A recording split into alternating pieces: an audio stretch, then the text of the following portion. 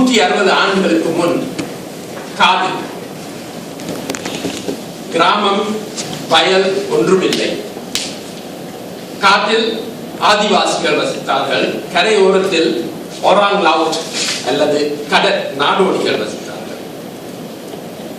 அவரின் மன்னர் டைம் இப்ராஹிம். இவர் சிங்கையில் தெலோ பிளாங்கா என்ற இடத்தில் வசித்தார்கள். இவரை ஆஸ்திரேலியன் புதல்வர் கார்ல் ராக்கி கடற்கொள்ளைக்காரரின் இளவரசன் என்று வர்ணிக்கிறார். இவர் கடல் நாடோடிகளோட உதவியோடு கடல் ஓட்டிகள் இருந்து வரி செலுத்துவாராம். இதுதான் அவரின் ராஜ்யம். அது பஹாங்கில் இருந்து ரியாவ் தீவு வரையிலும் கட்டியது அந்த காலத்தில். ஆனால் இவரை விட பெரிய கடற்கொள்ளைக்காரர்கள் வந்தார். அவர்கள் டச்சுக்காரர்கள், ஆங்கிலேயர்.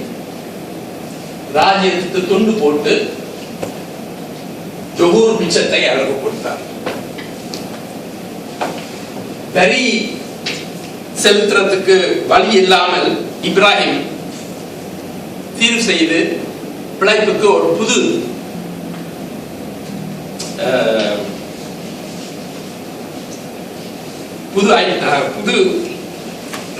எண்ணம் வந்தது. அது மிளகு தோட்டம். சிங்கையின் சீனர்களில் அது ஒரு பெரிய விவசாயம். அவர்களை தன் ராஜ்யத்துக்கு அழைத்தார். ஆயிரக்கணக்கான சீனர்கள் ஜொஹூரின் காடை வெட்டி தோட்டம் போட்டு அவருக்கு வரியும் செலுத்த துவங்கினார். இப்ராஹிம் புதல்வன் அபுபக்கர் நிர்வாகத்தை ஜொஹூருக்கு நகர்த்தி அங்கே இஸ்தானா விசா என்ற அரண்மனையை கட்டினார். 1866 பட்டணத்துக்கு ஜொஹூ பாரு என்ற பெயர் சூட்டினார்.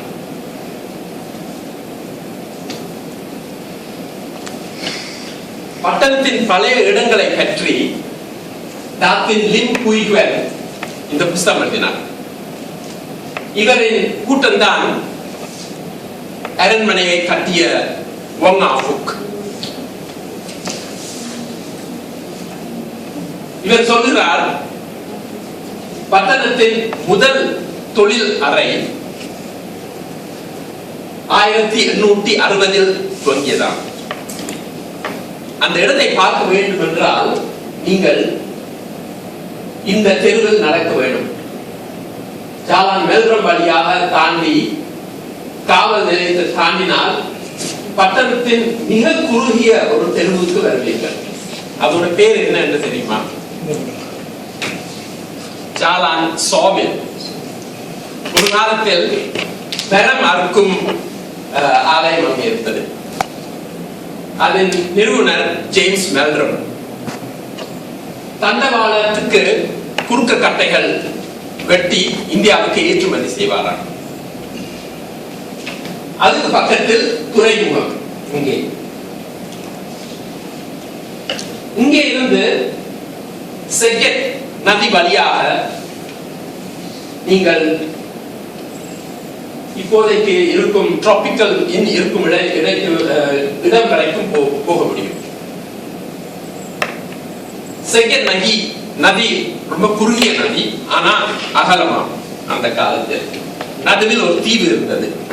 அந்த தீவில் அங்காடி, சூதாட்ட களம், ஓபியம் புகைத்தலிடம் எல்லாம் இருந்தது.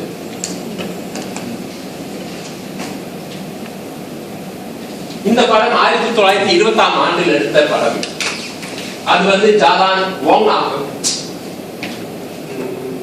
அது ஜாலான் ஒங் ஆஃபுக்.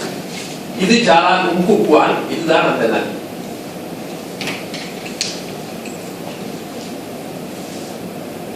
இப்போது இதுதான் செகண்ட் நதி. செகண்ட் நதிக்கு பேர் எப்படி வந்தது தெரியுமா? செகண்ட் நதி அதன் வாயில் ஒரு கடலை இருந்ததாகும்.